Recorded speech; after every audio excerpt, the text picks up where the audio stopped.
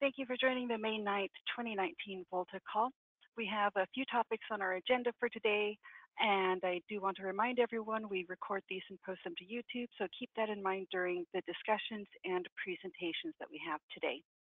So our first few topics this morning are related to the containerization of the adapters, and so I'm going to hand it over to Matt for a brief wrap-up of the containerization brigade, and that's going to then lead into a demo and summary from Matt on the containerization effort that happened with the Python-based adapters.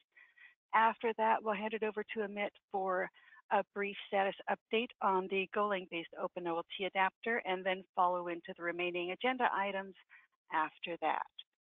So Matt, are you ready for me to give you presentation right? Sure, go ahead. Okay.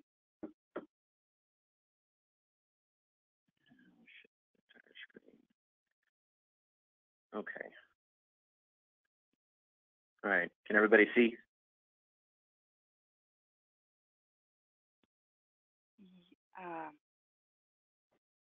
Seeing a background Nothing right now. yet. How about that? Here we go. Yep. It seems GoToMeeting changed recently, so it's a little bit different. So yeah, after the last few calls, we kind of realized that in terms of the containerization brigade, the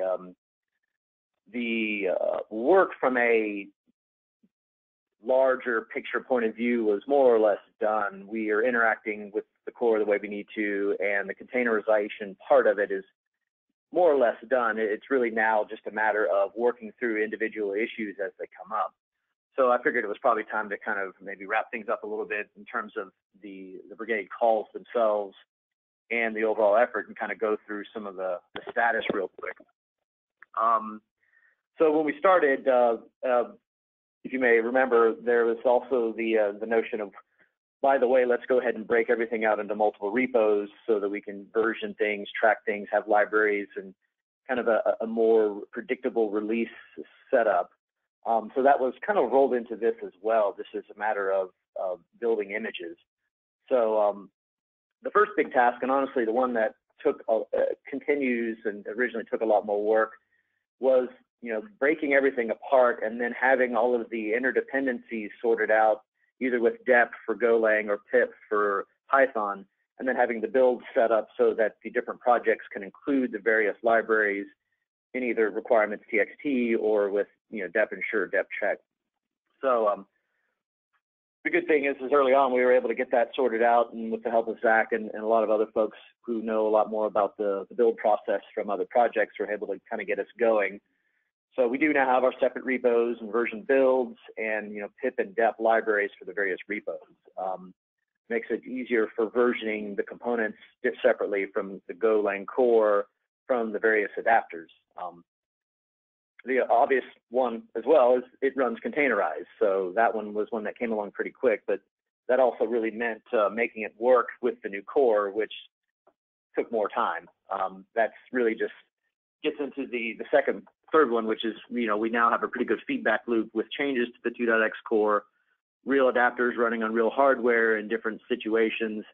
We've been able to refine the APIs in the core, and the core has been able to adjust to some of these new scenarios without losing any of the proper API, the cleaner API that's been built there. So again, it's a good habit to get into now with some of these new adapters, and working with the core to maintain that core stability, and having things separated now allows for that. So we have that in place here. The other piece obviously is that, down to the wire, passes traffic on real hardware. This is something we've now been able to, through the OMCI interactions with the adapters and through the indications from the OLTs, and then pushing flows down to OLT agent and val, actually set everything up so that we can pass traffic, both EPOL, DHCP intercept, and unicast double tag VLAN traffic. That being said, there are still some parity gaps with 1.6. A lot of it really comes down to having to go back to work with Flow Decomposer and not manage logical devices and logical flows directly. Some of how, at least on the OLT side, how that's managed has to be done a little bit differently. And a lot of that started looking in how we implement that became a question of, well, if we're going to have to do that, we might as well really look at it on the Golang adapter, because why duplicate the work on the Python adapter if the Golang adapter is going to have to make the same changes anyway? So a lot of the newer way of fixing some of these parity gaps will likely end up in the Golang adapter in coming weeks. At least on the ONU side, for what it's worth, though, given the OpenOMCI library did a lot of the heavy lifting and a lot of the tasks to set up the OMCI, it's in a pretty good shape in terms of parity. It's able to run all the tasks it needs to. It's able to configure the extended VLAN tagging operation. It's able to stop and start uniports. A lot of its features are in place. So the usage of the Python OpenOLT adapter to exercise the ONU, I consider a success, because now the ONU adapter is in a pretty good place in terms of going forward. Kind of like I alluded to earlier, the OpenOLT adapter to Python 1 currently passes traffic, but not quite 1.6 parity. The stuff here in bold is really what's different from the last time we went over this during the Huntsville lockdown. Inter-adapter messaging is in place, including the default tech profile inter-adapter messaging. That's a good example of how the work in the Golang OpenOLT adapter and the Python adapter kind of worked off each other to kind of figure out how to do some of the new messaging that needed to be in place. It's not to say that tech profiles are in there in any 1.7 sense, but the plumbing is in place so that now the inter-adapter messaging is ready, so that the format or the path is open for other types of tech profile inter-adapter messaging pushes. The other big one, which is kind of one that we all knew was going to come back, was now we have to work with decomposed flows again. So that's now working with the new core. There was some slight changes there regarding how to pass down certain IDing information, the tunnel ID we've been through before.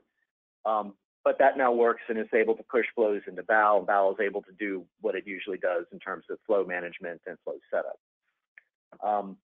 With that EPOL and DHCP intercept, we can now have a packet in, packet out conversation with ONOS. ONOS can do what it usually does with Radius and authenticate a port. And at the conclusion of that, now we can actually call the ONOS API to set up the subscriber traffic and then pass traffic. The other piece that's there now is the RG, and this is very recent, the RG restart, or basically unplugging and plugging back in the RG on the Uniport. The re-eep that is attempted on an already set up subscriber flow will succeed. There's one more commit that's outstanding to get that in, but the rerunning EPOL does work as well. On the ONU side, again, much the same, kind of the same setup, same status. The notable points are with OMCI library, it's able to fully exercise its state machines in terms of MIB synchronization and task running and encoding the OMCI messages the right way for the adapters to be able to pass them as inter-adapter messaging, and then ultimately send it on to BAL or wherever it needs to go. Same thing, that tech profile inter-adapter messaging can handle ONU down and up indications, meaning that if the PON is unplugged or the ONU is restarted, the down indication from the OLT adapter makes its way to the ONU adapter, and the ONU adapter can stop the OMCI state machine and start it back up again when needed when the PON comes back. But flows don't, or traffic doesn't resume, which we'll get into in a little bit. But on the ONU side, at least, it's able to handle the MIB, the synchronization, resynchronization, and the MIB state machine restart. The other kind of notable point here is from the get-go, it seemed like it made sense to not bother trying to pretend we're in a single Uni environment anymore. So it ended up being easier just to go ahead and support multiple Unis, because that's what's there now, and why try to put something in we really don't want anyway. So from the start, now everything is multi-Uni, so all the Unis that are discovered on the ONU are promoted up through the core as logical ports in ONOS. And each of them have been tested. So one ONU with multiple Unis moving the RG from one Uni port to another modifying the Sadius config, of course, to support that has been tested and works. Remaining work, I guess, is probably really the point now, is the big one, I think, is really what we've just been calling just life cycle. This is where disable, re-enable, delete, and then dealing with faults. A lot of, on the OLT adapter side, work still needs to be done on dealing with not only the indications and passing that to the ONU, but also dealing with telling BAL the flows are gone, the flows are now back. And then more importantly, if the ports on the ONU and the OLT, how they're reflected in ONOS's logical ports, if they go down in ONOS and they come back in ONOS the way they need to, so that ONOS can repush flows. This kind of is needed so that the controller, ONOS in this case, sees, oh, the subscriber port has gone away and it comes back, let's go ahead and repush the E flows, repush the subscriber flows. This is something that I know Ken is working on very recently with regards to the state machine in the core and how the changes there need to be presented to ONOS. But yeah, what that really comes down to is ONU restarts or ONU disconnect, reconnect don't work yet. Obviously, disable and disconnect work because making things stop is pretty easy. Getting it to start back again is a little bit harder. And then the flow, BAL, flow tracking management. This really gets into if the work needs to be done, we might as well do it in the Golang one because why do work in two places? The other big one here is adapter restart, core restart, and reconcile. After thinking about it for a little bit, it really just comes down to having a conversation about adapter HA. Kind of always treated reconcile as the singular process that is Volta and everything within it, what to do when that restarts. But in the new world, now we have multiple processes where there could be multiple cores, multiple adapter instances, and the notion of reconciling starts to take on a bit of a different meaning if there might be two instances of an adapter running or more and how to deal with that. So I kind of felt like that conversation might be best rolled up under what to do about adapter HA.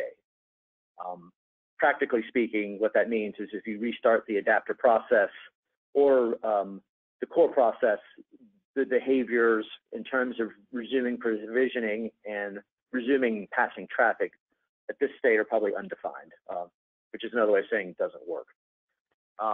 But we'll have to work through those as we get there. The third one, which is kind of relates to the first one in some ways, is the need for when flows are pushed down via the decomposer and pushed to the adapter does its job and makes it happen through whatever means, OMCI or BAL calls. There right now isn't a way to asynchronously push back up through the core to ONOS so that the flow has actually been added. So they all still say pending add in terms of the flow presentation. They're actually been added, but there's just no way right now for the adapters via the core to tell the ONOS that they've been added. This is probably a relatively straightforward set of messages that needs to be in place just to work through the core and through OF agent, the notion of completeness in an asynchronous way. But the bigger part of it is when we have that now, when ports go disabled and ports become re-enabled, the notion of a previously added flow now might go back to pending add and then might need to be repushed again so it can go back to being added again. So it is somewhat related to life cycle and durability. I thought for ONOS though, the pending added state was actually, can ONOS query a flow back from a device? It's not an asynchronous event back up. It may not be. This is actually one place where I'm not as familiar with the exact messaging that goes on. So yeah, I may be representing it wrong and whether it's asynchronous or not, but ultimately right now there isn't the mechanism in place to say something that I've done has been finished in terms of flow, being added. Yeah, I guess the question is, does that mean ONOS is querying down and not getting the proper response? It's not matching the flows that it's getting back from OF agent to the flows it thinks it pushed down to OF agent. This could be an issue. That would be what keeps things in pending add. Could be. It could be. Yeah, it could be just something. It may just be a bug in OF agent for all the lack of investigating that I've done. It may just be something just like that. But anyway, whether it's something simpler in OF agent or whether it's more of a verification all the way up, work needs to be done there. So when I run the demo in a second, you'll see everything still being pending add, yet traffic passing.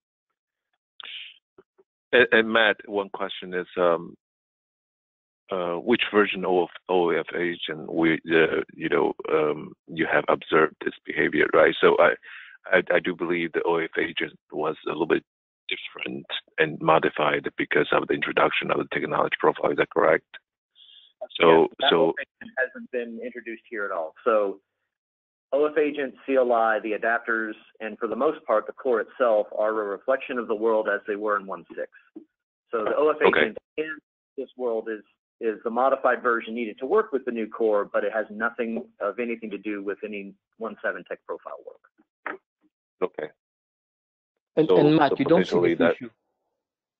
Sorry. Matt, you don't see that issue in 1.6, right? Or 1.7? No. In 1.6.1.7, flows reflected in ONOS did reflect as being added. And more importantly, when the ports became disabled or went away and then came back, the flows were repushed and then reflected as added again. Okay. That scenario is probably the big one that we want to make sure we have is that restoration of the flow if we need to repush it. Yeah, that sounds more like a bug to me. It's like because in 1.x, whenever flows get pushed, it just goes into the core and then goes back. Just say an act goes back right away, and that should still be the case. If we are not seeing that, then that's a bug. Yeah. Okay. I mean, so then I may be presenting this as being more complicated than it really is. So yeah, that might be a quick fix. The other remaining work, I think, is always the one that's always out there, alarm and statistics verification. For what it's worth, all of the code that was in 1.x in both PyVolta and the adapters is in the 2.x world. So a lot of that same handling and a lot of the same functions are there. They just haven't really been tested. So there may be some new plumbing in the core that might need to be needed for like filtering alarms or creating alarms. But the code is there. So I think there may still be just some verification and API work on the core that's needed to match it. And some of that's already started. But for what it's worth, a lot of the code is there. So regarding the remaining work, it started looking really like in the last week or so that we may as well just start working with the Golang openolt, given it's already got an eye towards some of the like I said, the alarming statistics and then the BAL flow tracking. So that's probably what will happen is this week or the next week, the Python openolt will probably be more or less what it is, and then we'll just start working on the Golang one. And the next big one, of course, is we need to actually verify multiple OLT ONUs and load it up, and then start actually making performance improvements to the adapters, especially regarding how to deal with multiple OLTs and ONUs. For the purposes of brigade work and storying and epic project management type stuff, I figure at this point, given the code is in place for everything that's there, maybe not fully tested, we may just consider anything we find that doesn't work now a bug. The OF agent one just mentioned may end up just being a bug and fixable as a bug. It might not be any sort of story functionality that's lacking. It's just something just doesn't work. And then, of course, the remaining work is now any new features from 1.7 and greater regarding tech profile or any of the other work that's still going on in the 1.x world that will need to be carried forward. So this really gets down to at what point do changes stop happening in 1.x so that this ongoing lag of features is doesn't keep going on. Another bit of work that's kind of just some housekeeping. Zach mentioned Tuesday. It would be good for have our Docker make files and our Docker files to have the common targets needed so that Jenkins and build automation can release the Docker images and in the same way that it does with the pip files and any of the other libraries. Pretty simple changes, not a whole lot of work there. It's really just getting all the make files to look the same and work in the same way, which in the beginning of this project, we had already started some of that anyway. So not a whole lot to do there. It's just doing the work. And also, what was mentioned, the Helm charts. A lot of the Kubernetes YAML already exists in the VoltaGo repo for much of the core pieces. That same YAML or similar YAML still needs to be created for the adapters, and then an actual set of Helm charts that generates them and uses them. Again, it's not so much anything functional with the adapters, the core itself. It's really just packaging it for a non-development release.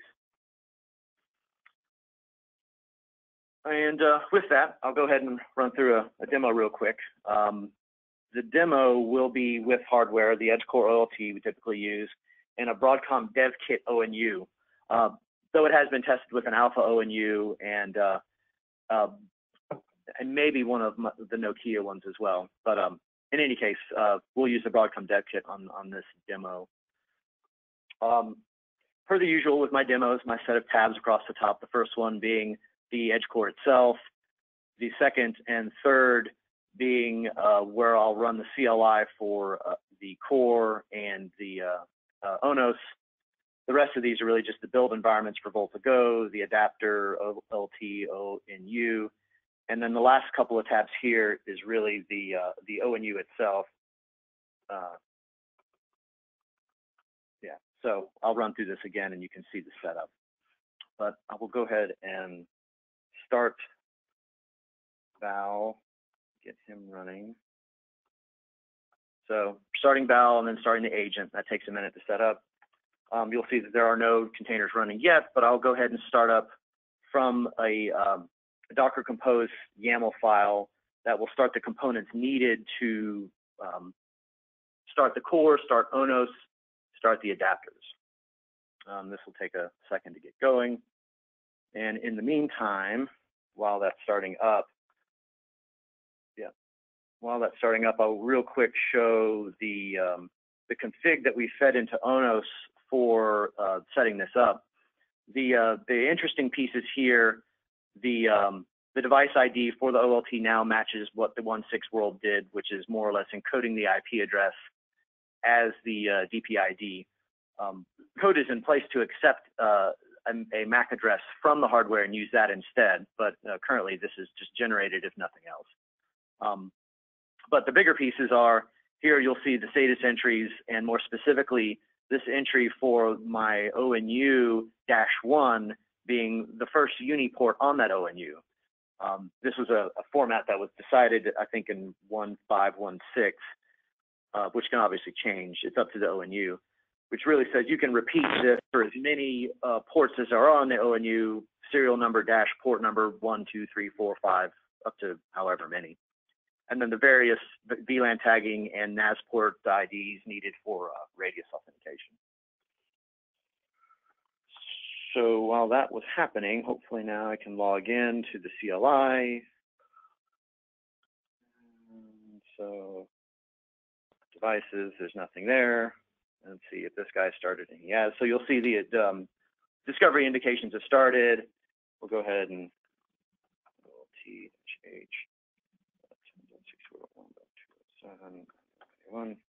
For what it's worth, in the new world, right, we only run the adapters we need, and you'll see that because we're only running the OLT adapter, ONU adapter, these are the only adapters that are running here. So in the 1.x world, it was everything that was in the 1.x tree.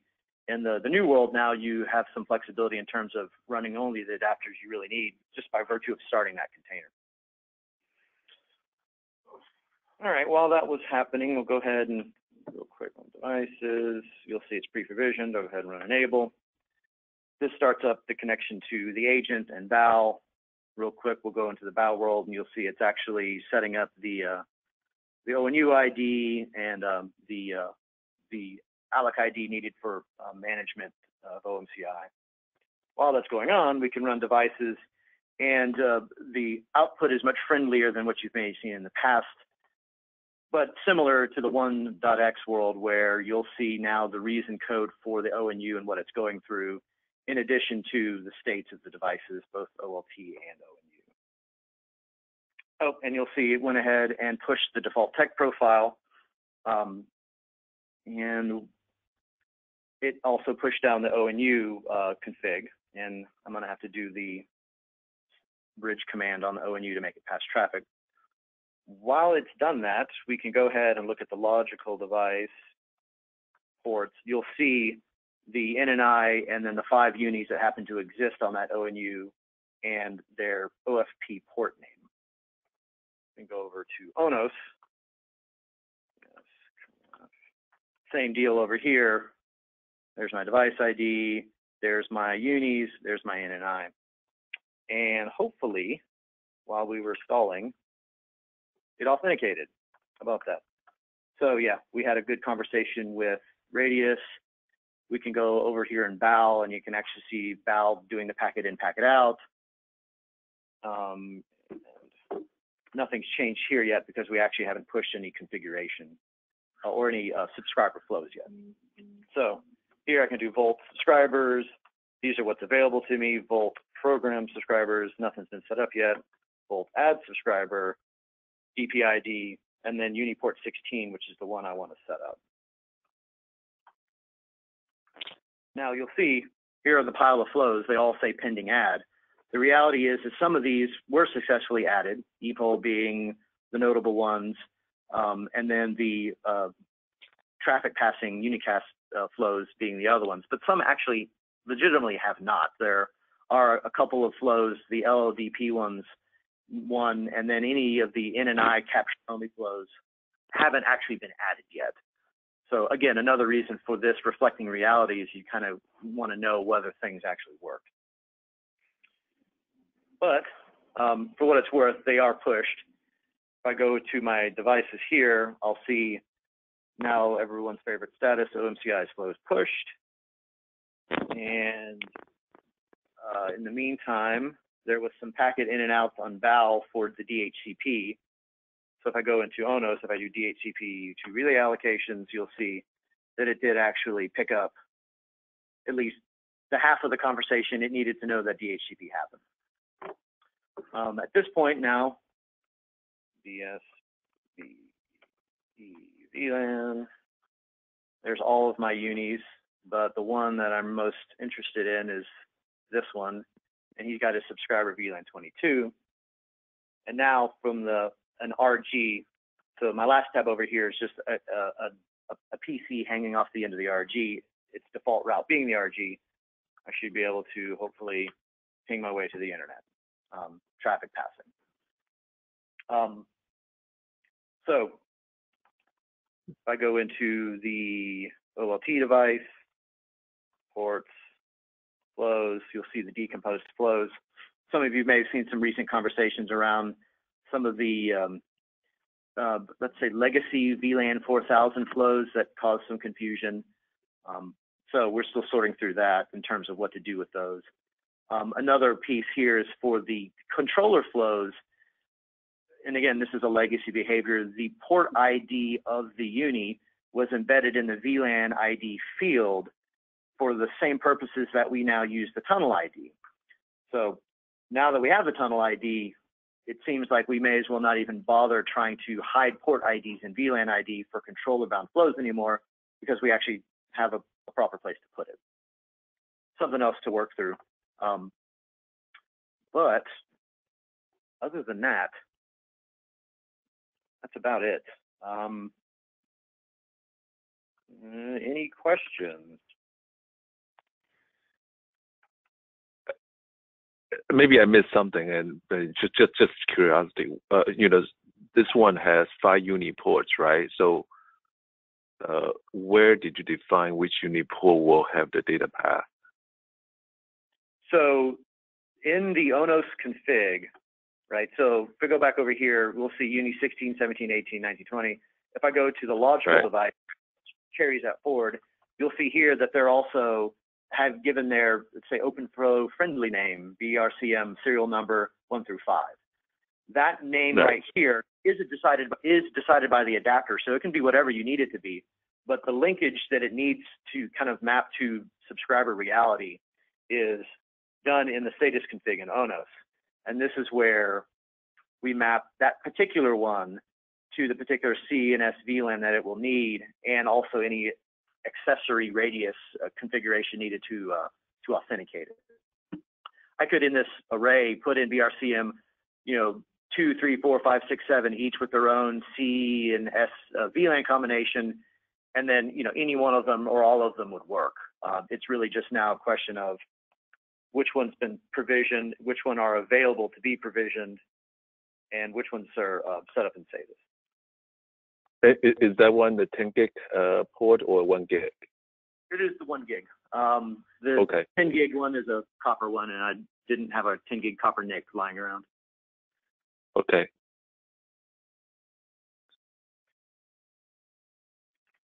But yeah. So again, in this setup now, we're not doing anything about screening out particular uni ports. Though for what it's worth, for development purposes, I have a Git stash of a change that will only enable one uni, because tracing through logs of hundreds of unis or even 5 unis worth of flows is kind of a pain. So I can put that out there. It's really a break statement in one line in the ONU to stop the uni discovery loop after the first. But again, that's not something that's now part of the code base. It's now just something used, by me in debugging or working in something very singular. I guess it depends on service provider which unit they want to use, right? So I think that may be a little bit right. Well, and it may be that all the unis are ultimately exposed through the core, through the adapter, and then into ONOS, and it may be really now just the SADIS config that decides, well, which one do we really want to use, right? So there may be some more data that needs to be added here to get more granular about, well, is this particular one a 10 gig one or a 1 gig one?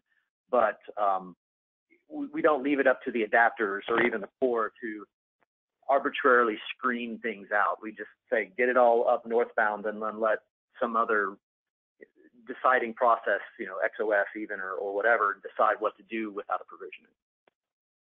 And maybe after they, this is just throwing out there, right? So after the which uniport has been, identified by the northbound, and then the rest of them, they can have a follow-up is just disable the rest. So in that case, you will not have that many flows out there. Yeah. So it could be maybe more of a reflection of how a certain OMCI tasks are overridden in the adapter, or maybe there's some way to configure the adapter, that could be come up with to say, I want my default behavior to be only, uniport 1 even be enabled from the start, and then 4, 2 through 5 not even come up ever. Or maybe another version of it where those ports aren't even presented if we don't want.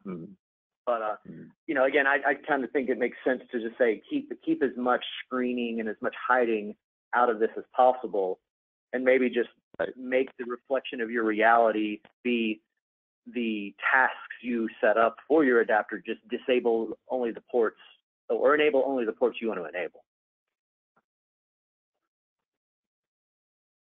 But again, point being is now the adapter's out of that decision, or it is now not just only enabling one. All of 4 or 5 of the unis each have their own gem, each have their own bridge set up, and each have their own BPTP bounds to that. So, right now the default behavior, if the uniport is there, it's going to get set up. Whether you do anything with it or not is really just a matter of your SADIS config. What you highlight here, there's a remote ID. What is that? It's what I stuck in the field to make Radius happy. It's whatever you want it to be. Okay. Right now, it's, again, for the Radius server we're testing with is an AT&T one that's buddied up with our RGs to have the right keying material. It wants something set there. And for our purposes, when we originally set it up, that was kind of what I agreed on that we'd send. It's really whatever the Radius server wants. Okay. So like the CD code plus whatever, right? So the identity. Okay. Yeah. So in the AT&T world, that would probably be the SILI of the pod, or maybe the SILI of the OLP itself, depending on where you want that subscriber to be. But again, this is more or less just SADIS as usual, however you have your backend configured. Great. And that's it for me. Anybody else has anything? So you know what is the official conclusion of the brigade? This is as far as brigade managed work. Yes, there's still ongoing work that needs to be done, but now it's more or less deal with it as a bug as it comes up. Right. Cool. Good job. Thank you. Thank you. And Matt, maybe do you want to go to your Epic and see which are the user stories still has not been delivered? Sure. Under that. You're gonna ask that. Look at here it is. So the ones that are left are kind of like I mentioned. In terms of indications handling, there's a few of the alarms and statistics ones that aren't verified. You really just need hardware for some of that. So we're working on giving Aaron access so he has that. The other ones are kind of like I mentioned, life cycle of the OLT, life cycle of the ONU, which is a combination of some new stuff in the Golang adapter, and then some work in the core as well to handle disables, re-enables, deletes, ports going down, ports going up. And I have one here with logging, which is really just, make sure that there is a log, and there is. I can show it to you if you want to see it. So that one may just go away. The only other ones are really just tasks that are reflections of the life cycle piece. So OLT down, restart, and then again, statistics and alarm for the ONU versus the OLT. So there's nothing that's inherently Python specific about either one of those, and it's likely that some form of these exists in the Golang adapter Epic as well. And if they're not, well, then we can move them.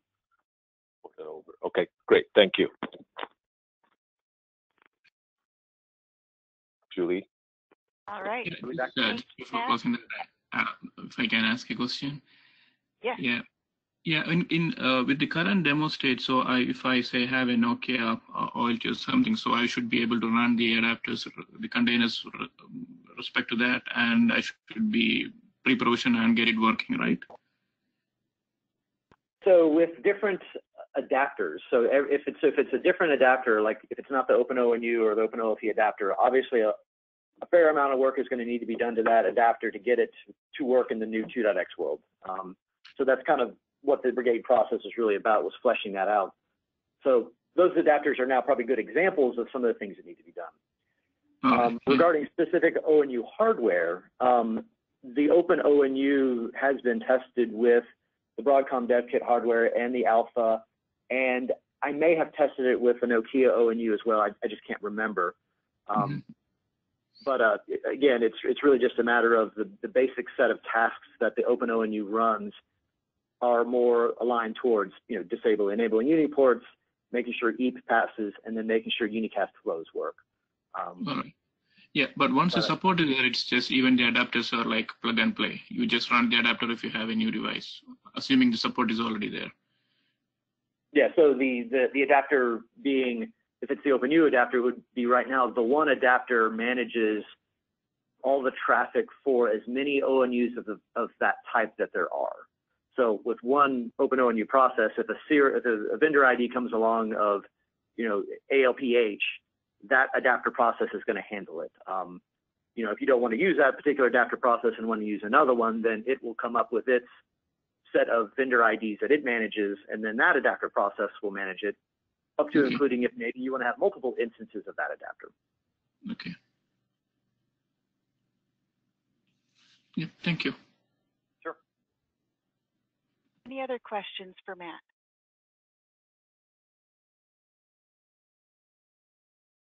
All right, Matt, thank you for the update and for the demonstration. And then next on the agenda is Amit. Amit, was this going to be a verbal update, or do you have material you would like to present? No material as such, but I could just go through the Jira. Okay. So if you could give me the presentation, guys, that would. Sure. Yeah.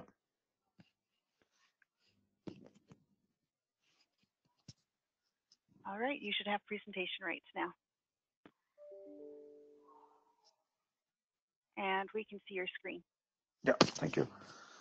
Yeah, so what we could do is just go through the Epic for Golang implementation of the OpenOLT adapter and see where these user stories are currently. So just for ease of understanding, what I've done is I've copied the strings onto an Excel sheet and removed the ones that are already done. So what I have are the ones that are in progress and the ones that are still to do. So this is the list that we have. So if you go over this, what we see, the ones that I've marked them in green, these are the ones that are currently being worked on, and most probably we should be having them in by tomorrow. So Vol 1380, which is for the alarms, the changes have already been pushed and they're up for review. Vol 1378, 1382, and 1377, which are for 802.1x EAPOL, DHCP, and HSIA. These are actually being tested as we speak, and we should be pushing in the changes by first half tomorrow. So this four should be able to make it by end of tomorrow. Now, we have a dependency for a couple of them, which is Vol 1381 and Vol 1385 on the implementation in the core. And so these two won't be able to make it by tomorrow, as well as two other user stories, which is Vol 1383, which is OLT reboot and support for deletion of flows. We won't be able to complete this either in this sprint. So they would be able to make it only in the next release. And apart from this, there are quite a few which are still in to do. And if you look at the later part of it, these are mostly the changes, which is the delta between what was added to the 1.x branch after the Golang work was started. So these are mostly like things like traffic shaping, more advanced features of technology profile, and support for the FTTB use cases for transparent flows. So the user stories for those have been created, and they need to be picked up. So that's a quick summary of where we stand. Any questions? So on the 1564 about deleting the flow, is that depending on the Broadcom's fix, the CSP? Has that something to do with that one?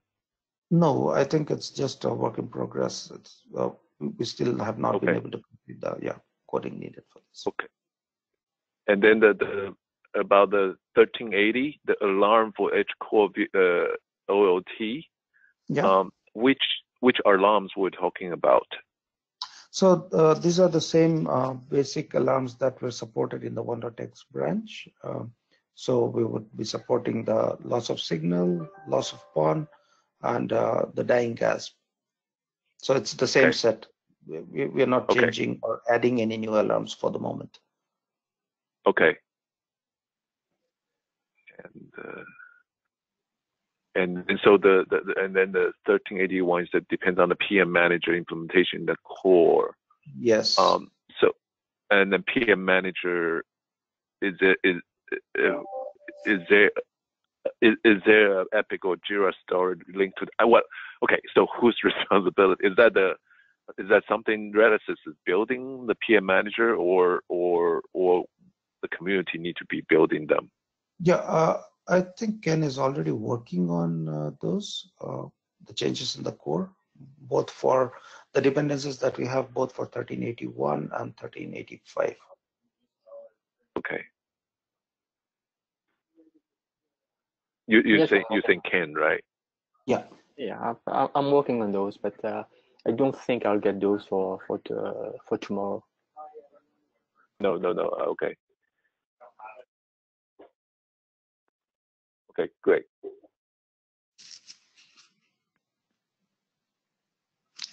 Yeah, if no other questions, that's it from my side. So potentially, whatever Matt Python side, those tasks can probably add into this Epic also. It looks like a lot of them, based on the names of these, may already be there, because a lot of these are more or less lifecycle related, reboots, restarts, disconnects, deletions, stuff like that. So, I mean, Okay. again, we can move them either way. If they're duplicates or not, we can sort that out. Great. And Amit, just let me, so I can sleep tonight, is so the Golang adapter already have the implementation of the support for the technology profile in place, right? Yeah, we do have the support for the default technology profile. Default technology profile, okay. So the open flow agent you're using still is the same as the one Matt is doing, not the one maybe being adapted for the 1.7. Yeah. Is that correct? Okay. Okay, great. Thank you so much. Thank you. This brigade has done a lot of great job. I think Matt and Amit has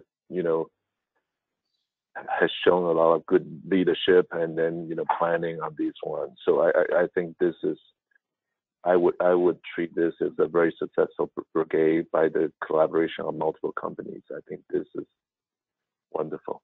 Thank you.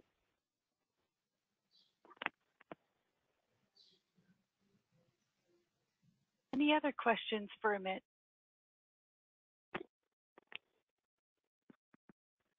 All right, I will go ahead and take presentation rights back.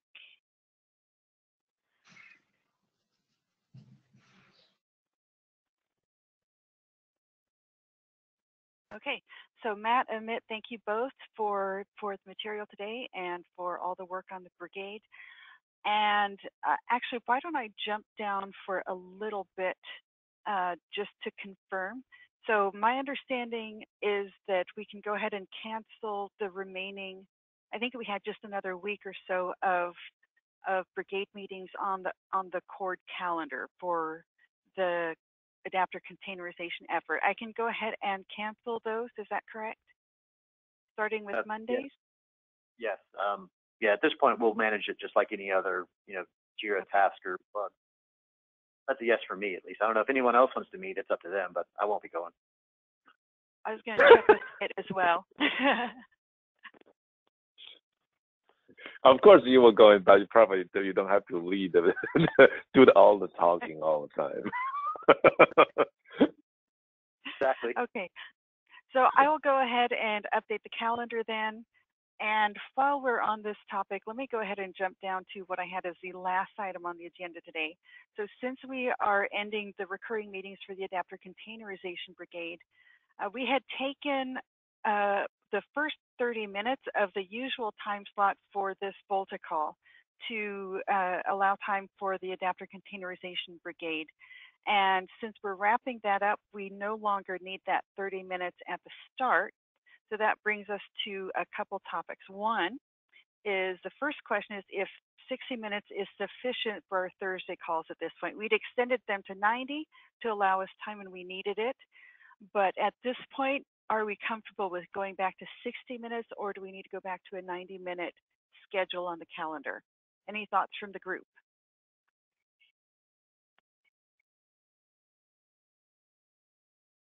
Can we keep it at 90 and then if we're done early, just stop? Yeah, and that's what we did before. So if we want to keep it at 90 minutes, I think we need to revert to the original start time, which is 7 a.m. If we were comfortable with 60 minutes, then we could debate whether we wanted to start at 7, which was our old time, or 7:30, which is when we were starting when the brigade went on. So if we want to keep the 90 minutes reserved in case we need it, then I think we need to go back to the 7 a.m. start time. Any objections? Hi, this is Bjorn. I would prefer that way. Okay, then I think we have a decision, so we'll go back and I'll cancel those brigade meetings and update the calendar to get the start time back to 7 a.m. Pacific for the rest of the meetings, and we'll just, hopefully everyone will adjust to going back to our old schedule. So I wanted to thank everyone in the community for your flexibility during the last few months on the scheduling for this. It really helped a lot with the efficiency of the brigade work, I think. And it was good being able to use that first portion of our Volta time slot to continue that work. So we'll update the calendar and go back to our original schedule. And then let me go back up to our next topic. Zach, I think I saw you on the bridge. Are you still here? Yes, you are. So I wanted to talk a bit about our plans, the wrap-up activities we need to do for 2.0, since we're planning to close out that work at the end of the sprint that's closing at the, it's targeted to close tomorrow. So Zach, I did see you had opened up a couple JIRAs related to this as well. So I thought we could use those to lead some of that discussion today, if that's all right. Yeah, that'd be great. We go to 1612 first. I think that's the, or if it's better to go to the other one, let me know. No, this is fine. So what all these are I tried to go through what we have currently in the CI system and what we have in the repos and spell out all of the different release engineering tasks. So tagging the Git repos, setting versions, publishing artifacts, the Helm charts, and some documentation tasks. So sort of the omnibus, everything we need to do to get 2.0 out the door. And so I linked a few items that were already done. I closed a few that were duplicates. I linked the document on that I shared on Tuesday about the release process. I can do a lot of the CI side changes. Those are done in a thing called Jenkins Job Builder. It's pretty domain specific. You have to know how it works, and I have a pretty good grasp of that. So I'll handle those, but if somebody wants to learn how, let me know. I can help train you. So if you go down, Julie, there's, for some reason, yeah, you're not logged in. If you can log in, then it'll let you see all the sub things. That is a bug, and I have that listed to fix too. I didn't realize it had logged me out. So yeah. Give me one moment.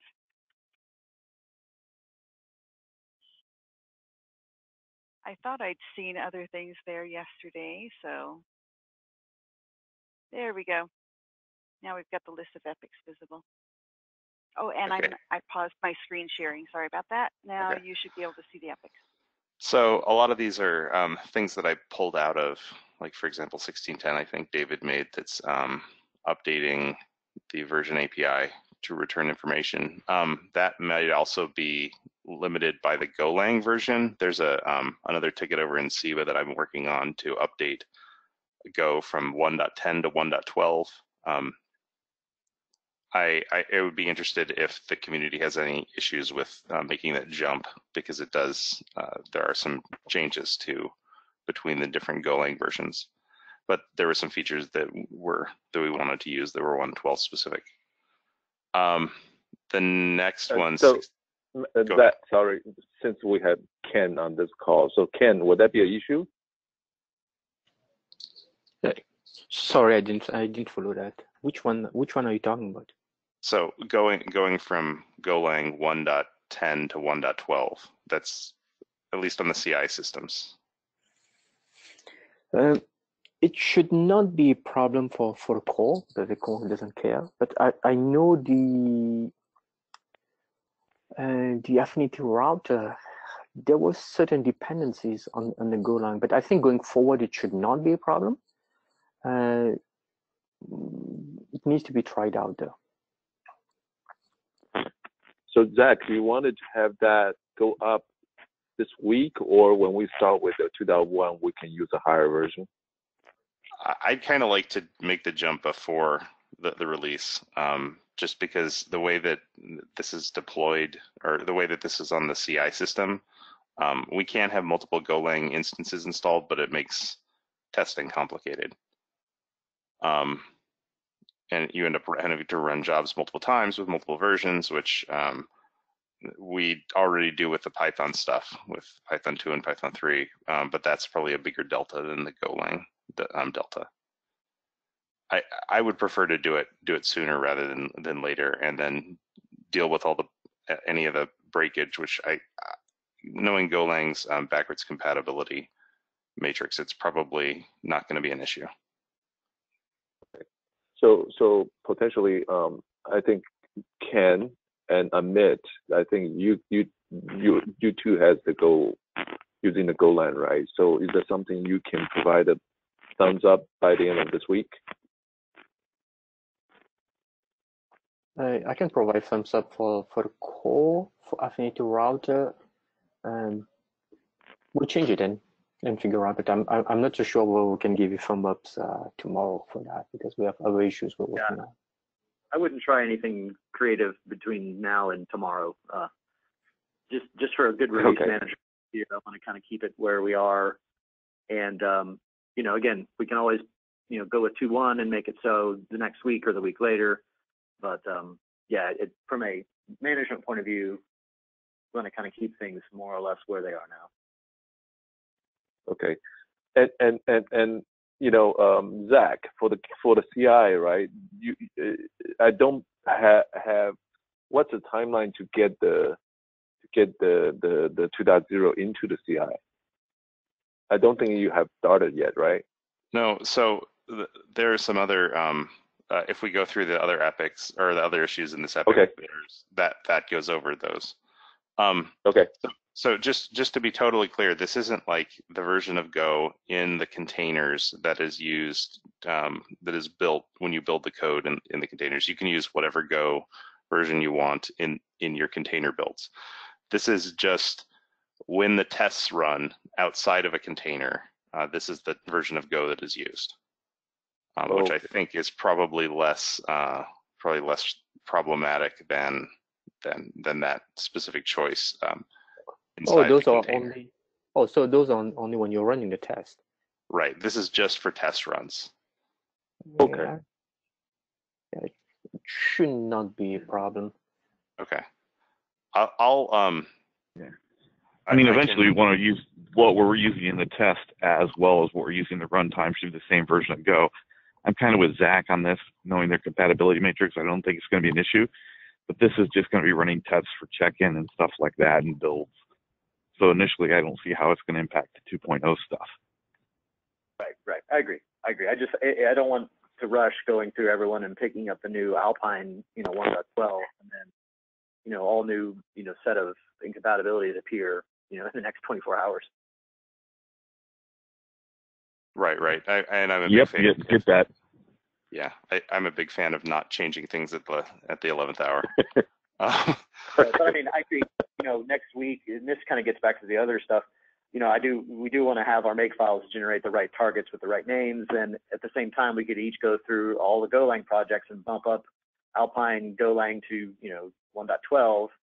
And if everything works out great, then it's just part of 2.1, and then we're all just better off for it.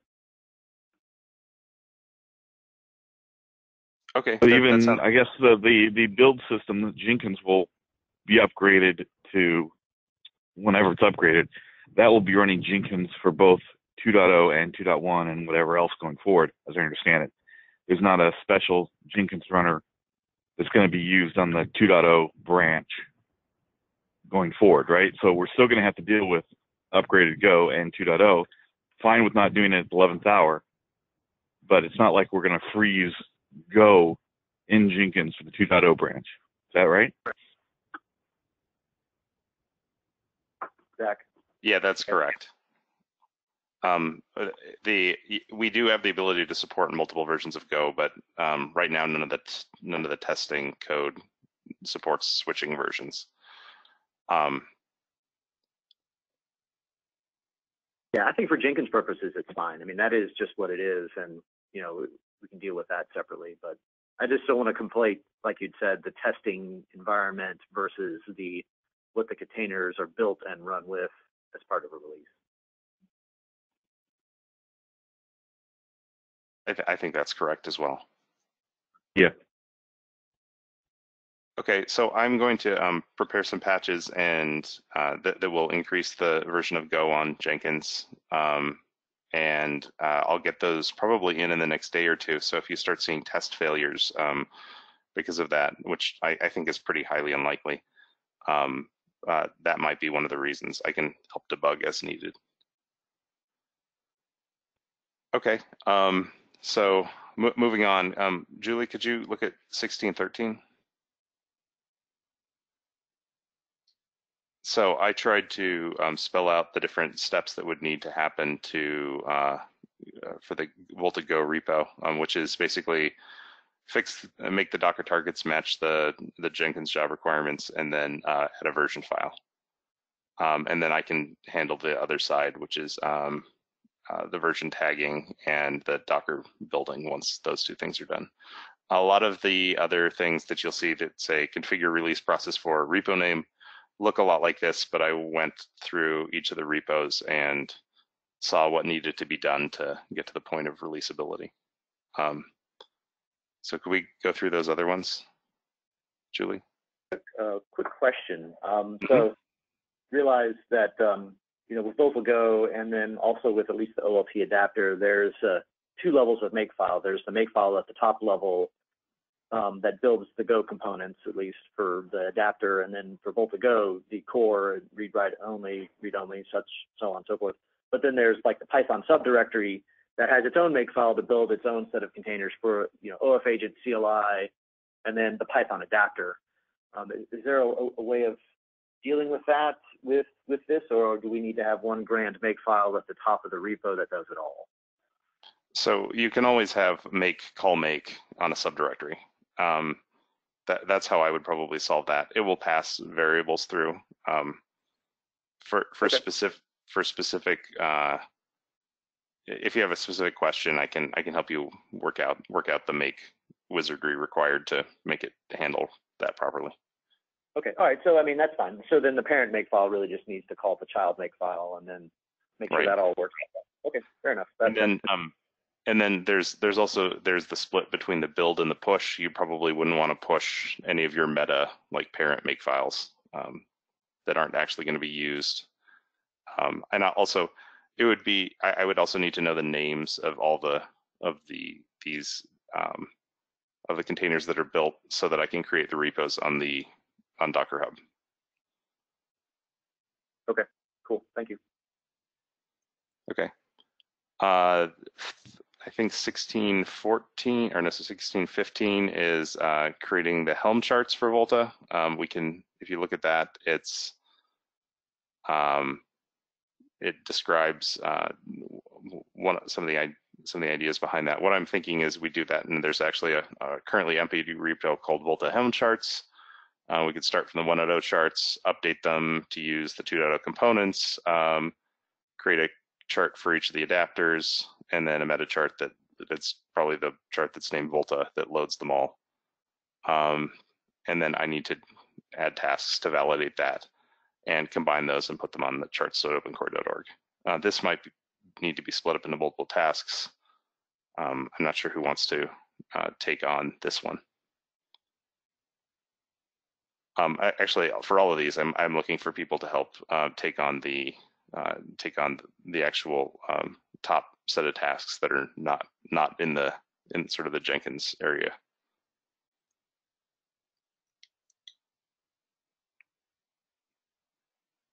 Do you want to cover that ownership as we're going through these, or after you review the group? Let's go through them all, and then we can go over. I tried to split them up into digestible chunks. So if we go down again, there's BBSIM needs to be changed to use these new unit tests. I will probably deal with that internally. I think Keita can help with that, or I can fix it. The 18, 19, and 20 are all adapter specific. I think those are all of those currently support the versioning method, but they are lacking the Docker conversion, or they need to be switched to use the new Docker targets in the makefile.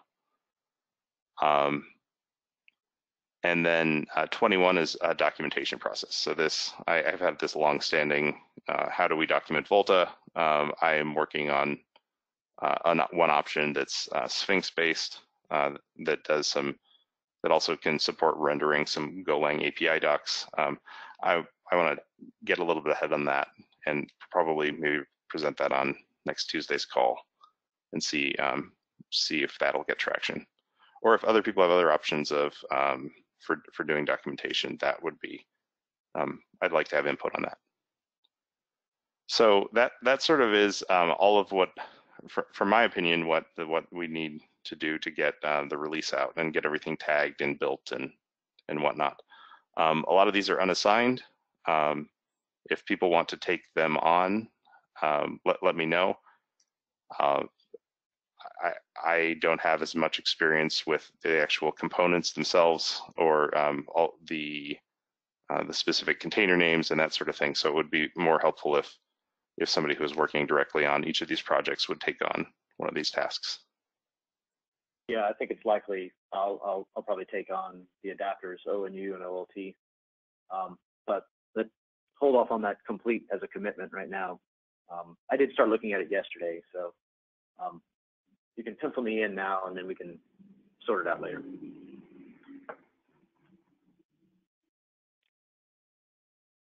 Thought I could do it from that screen, but one thing that did come up as I was looking at it yesterday was a lot of the Python adapters, especially, or Python containers especially, have this notion of a base image that they all kind of build themselves and more or less identical. And I noticed in the XOS world, there's the notion of kind of an Alpine base image that it isn't really XOS specific. It's really just an Alpine that has the pip stuff needed to pip install things later on. I wondered if we needed something like that for Volta, or does it just make sense to just have and use that image, given that there's nothing XOS specific in it, just as a starting point for all Python based, anything really. I could go either way, but the need for that image and having it versioned as a separate image would be nice, so that everyone's build environment isn't always doing the same thing over and over again. Right. That I think you're talking about the Alpine gRPC base image. The reason that exists is that certain of the gRPC frameworks don't have binary wheels available for Alpine, and so building that image from scratch takes about 15 to 20 minutes, and so that's why we separated it out. If I'm not sure if that's the same problem, or if you guys have that problem with some of these Volta things. Exactly. It's really more about, everyone is really needing to install the same set of app stuff and, get a newer version of pip. And then at that point, it's pretty much ready for the different adapters and these Python ones to pip install certain things. And then in the Golang world, it's the same thing. It's make sure everything is Golang ready and you have the right version, and maybe certain things that need to be vendored. Everyone more or less is kind of working from that same base, and having that there rather than just building it every single time and not uploading it, having it there as its own tagged image that you can refer to, would be easier from release and stability. Yeah, I agree. How much is layering going to help there too, though, right? If they're all issuing the same commands, and I agree, there's some order issues and everything like that, but Docker will help you with layering, right? So if there's already that command been run. Yeah, there are, and some of the layering stuff, it helps out, but some of it's like apt update, apt install, right? From day to day, whatever happens to be there might change, and it's when I took and tried to combine the base image build and then the regular image build together and have it do it all at once, and then end up rebuilding half of what it didn't rebuild every single time, adding like a couple of minutes or more to the image build, and it really just came back to, well, I really just need this done once, and we generally don't mess with it. It'd be nice if that was someplace else altogether. But again, it was all using the apt update and apt install 5 or 6 things. And it's like everyone ends up doing the same thing in their container every time anyway, more or less. If you can establish sort of a logical split, I think that's totally fine. If we want to make an additional repo that's just a base image that has the OS and a few packages, that's fine, especially if it saves time. And putting it in a separate repo would let us version it independently, which we've already found is useful, rather than sticking it in one of the main repos and trying to have it version along with everything else. Right. Yeah, and the other thing too is maybe move away from the Ubuntu base image that tends to be a lot bigger than we need and move towards an Alpine one. Then you could just do it once and then cover everybody. We've had a fairly positive swap to Alpine for the XOS containers, so I can help with that if needed. Yeah, just something to think about that I noticed yesterday in terms of unifying things a little bit. I have a question regarding to the openolt adapter. Matt, that will be a Golang. Golang. There are two different versions, right? Python versus Golang. We'll be able to handle the Golang part also. Yeah, that kind of gets into the parent-child makefile because they both have their own build for what they need to set up. I might have to think through the naming. So, I don't want to basically have both of them generate the same name, and then how do you know which one you're using? So I'll have to think through that. But for what it's worth, the Golang version of openolt already starts off with Alpine base Golang 1.10, so it's already pretty small. It's really just the Python ones that are dragging around these giant Ubuntu images. Okay. And another comment. And from our Golang images, we could be doing what do I want to say, the multi-stage build, and the last build really should just be copying over binary. So also, unless you're using some system resources, you could actually almost do that from the scratch container and just have the binary, and that's it. Yeah, a lot of them are more or less kind of set up that way. It's just everyone is building their own base in their own repo rather than all just using the same one.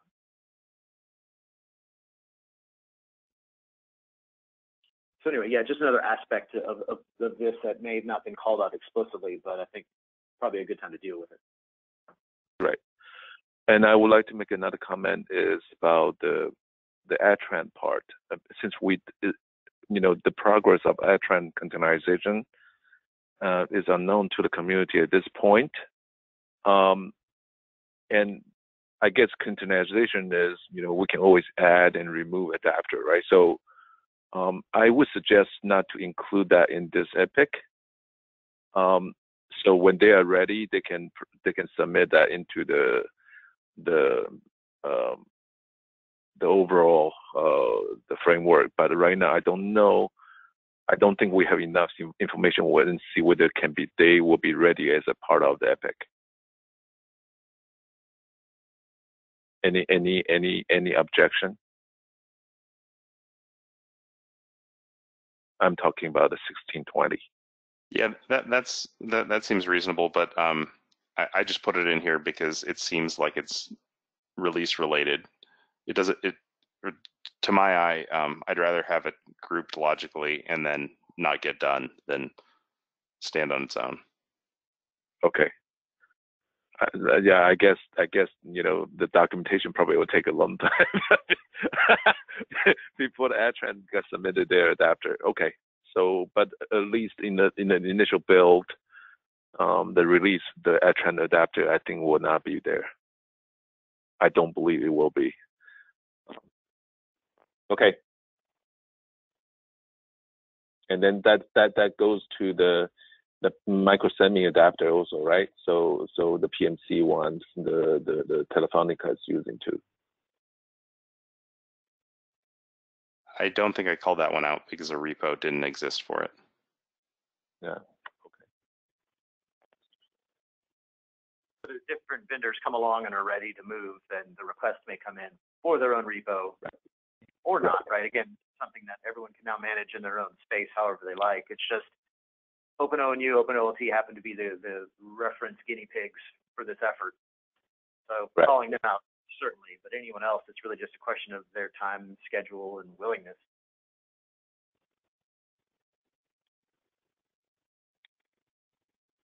Zach, I wanted to go back to 1617 for a minute. I think I heard you say that you would probably take this one on and consult with Keita. Yeah, I can take that on. Okay. There was probably a couple of months ago, we had a different testing method that was basically write a unique test for each, and for each Golang-based tool, and that's too much work. So I'm trying to get everybody on the same bandwagon in terms of testing. Okay, then let's go back to the Volta Go repo and see if we can find a volunteer to take on, I think you said the first half of this, and then you would work with the CI repo portion below. Is that correct, Zach? That's correct. So do we have any volunteers for the first half of this task?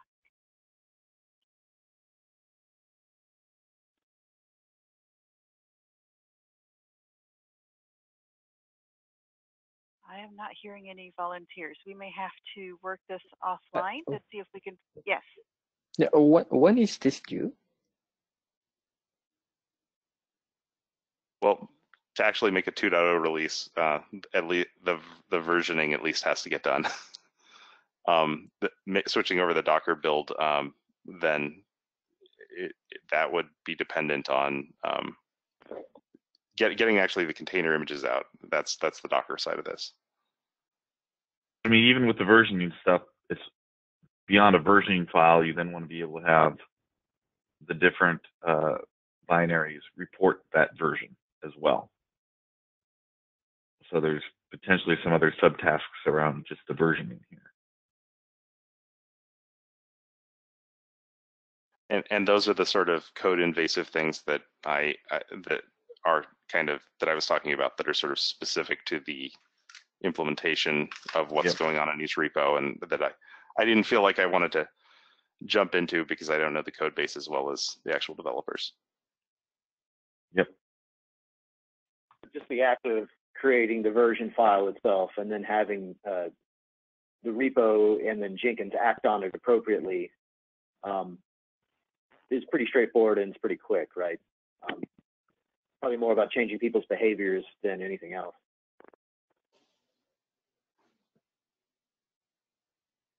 I can take a look at it. Yeah, I can take a look at it, but I won't be able to look at it until next week.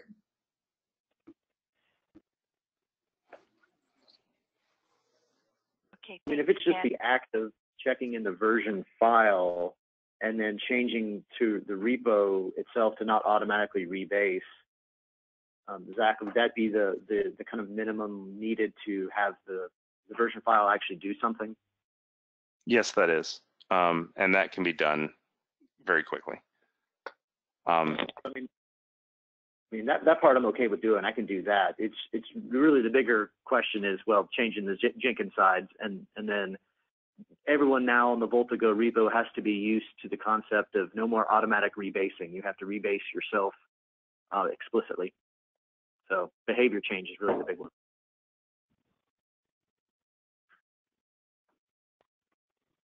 If everyone's okay with that, then it's really just upload a version file, Zach changes Jenkins and the repo config, and then we're done for at least that part of it. Is that correct? Yes, that's correct, and I can do that sometime this morning if the community wants to move that way quickly. Yeah, I mean, it's really, the folks who commit to Volta Go the most, are you basically prepared to now automate or to manually have to rebase your stuff? It's really just what it comes down to.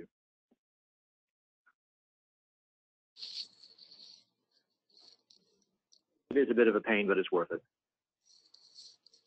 Well, I think in general, it's a common practice for people to rebase their own stuff. So it shouldn't be a big thing to do. Okay. All right, well, if Ken's happy, I think we can do it. Okay, so and Ken, I understand your comment about the timing as well, because we have people frantically working to complete items by the end of this sprint, and so I was expecting most of this, and I could be wrong. I was expecting most of it to kick off once we finalize the development on the current sprint, and so next week sounded reasonable to me, but I should check with everyone else to see if there's a different view. I think the majority of this would be a next week thing. The only exception would be the version file in Volta Go and then the changing of behaviors. Specifically, having that version file there makes it easier to tag across the board from just a commit. everything else we can sort out next week with Docker builds and make files and all of the targets in the make files. That's my opinion, at least. Thanks, Matt. Okay, we also had 1615 was on the Helm chart. And Matt, is this another one where you're looking for someone to cover the first portion and then you would do the second half of it? For the key yeah. Yes, I can do that.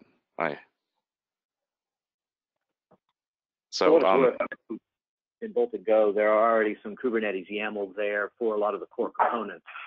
But for the other repos, that YAML doesn't exist yet. So yeah, there might be some more work on the adapters to make this one ready.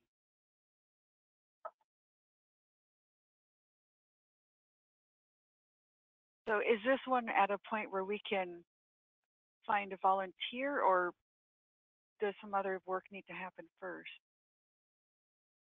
I might not have followed you properly, Matt. No, I really am just saying that it's a different amount of work depending on if you're doing the Go repo versus maybe the adapters themselves. Okay. It might need to be, maybe it needs to be broken up even, but. Yeah, I was just going to say, do we need to break it up into, we'll have multiple owners and we just kind of coordinate that work? Yeah, I can split it up. I'm assuming the split would be the Volta Go core chart, and then the charts for the adapters would be separate. Does that sound right? Yeah, and then I guess combine them into the one Helm chart, the one Volta repo. They might all ultimately be worked there, but more or less developed, created by the adapter or the component owner to get it set up right. Okay, I'll split that up into the different into some different subtasks on this. Okay, thanks. Let me then go back, and then I think we had one other we didn't talk about yet, which was the 1610. This is David's item that I sucked into here. Yes. This is the one that's related, that I thought was somewhat related to the version upgrade, but I think this isn't a requirement for 2.0. Yeah, this is kind of an enhancement. This is saying. Yep. Yeah. So that one we'll put on the back burner for this week at least, and then we can look at timing for that maybe as next week. Yes. That same capability I've found would be awfully nice to have an openolt agent in Val, so that the binaries that it produces, you can actually get it to tell you what version it is. In times past, I've often wondered which one I'm actually running and having to go back to some D package that I generated and hope that was the right one. So this one might apply to not only repos we're thinking about it, but it might be some of the older ones as well. openolt agent specifically. There's, following the model of Docker here, where it has multiple components which are part of it, an engine and some other, having the Volta API, when it asks for version, give a list of known components in the environment and their version information, their build information would be useful.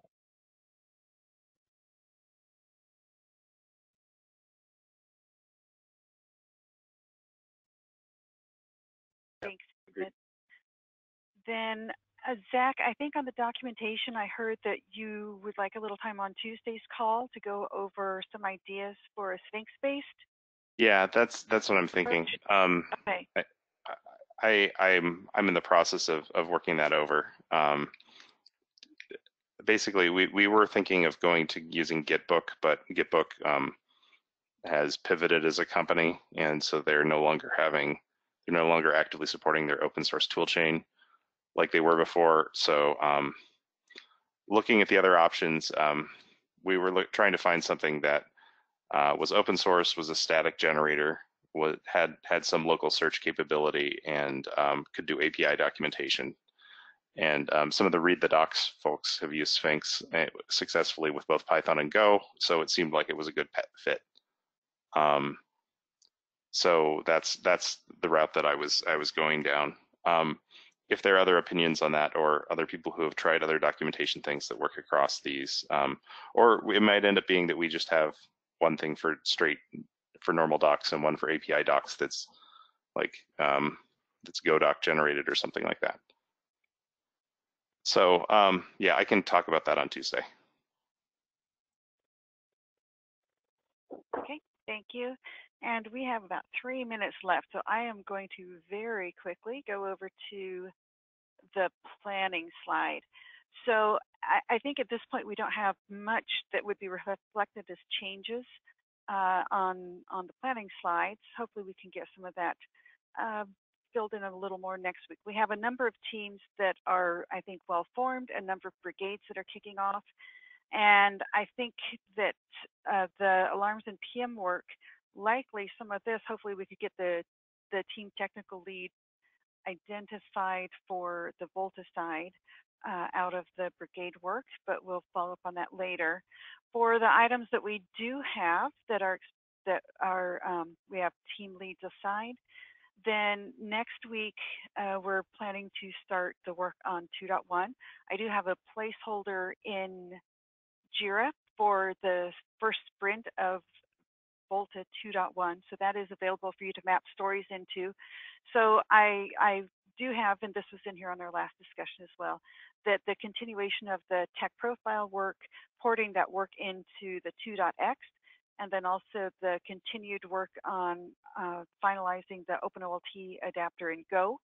That work I think is still going to continue, so it would be starting in sprint 1. I don't have a estimate for how many sprints would be expected for that. If we have an idea, that would be useful, so I can start trying to map out what we think will be a schedule for this.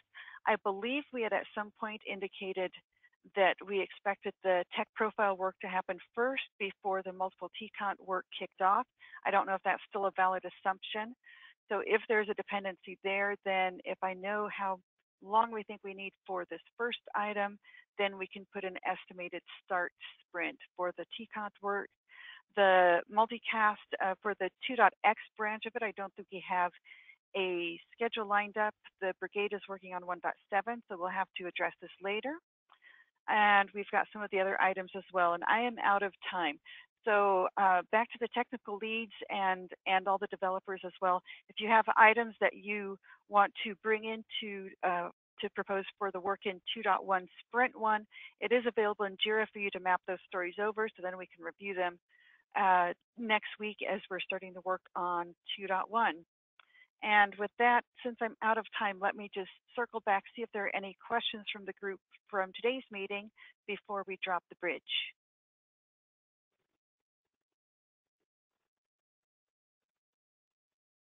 Okay, I'm not hearing anything, so I'll go ahead and stop the recording, and then we'll send out the, actually, I did want to check one thing. Matt, when you were talking about the remaining work, you did talk about a bit of some of the work to do that really would fall under the adapter AJ category. We had that on the future for deep dive discussions with a flag that we needed input from the service providers on requirements. Is it time, you think, to start teeing that up for a deep dive discussion, or is it still too early? Well, let's give it a little bit. Maybe we'll let some of the 2.1 activities kind of get going, and then maybe we'll sit down and start talking through some of the options. Okay, thanks. I had just noted that on your slide, so I wanted to just circle back to that quickly. Okay, then again, last call for comments before we drop the bridge today. All right, thanks everyone for your time. And then just as a reminder, I'll update the calendar and we will go back to our usual start time on Thursdays, which is at the 7 a.m. Pacific. So starting the same time as we did today. Thanks everyone, and I will talk to you soon.